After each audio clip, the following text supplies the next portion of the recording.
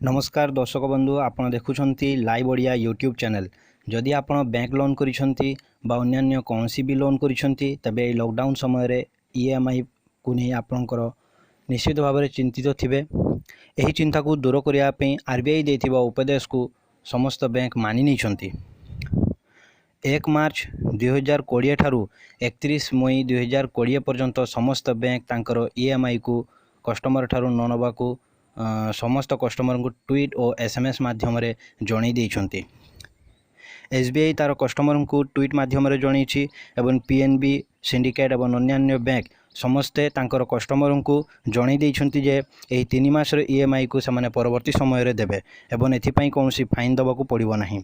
आपण देखुतले एही वीडियोटी को आम यूट्यूब चैनल रे एवं जदि आपण को एही वीडियोटी भलो लागिला एहाकू लाइक करंतु, चैनल को सब्सक्राइब करंतु और बेल आइकन को प्रेस करिया को भूलंतु नहीं।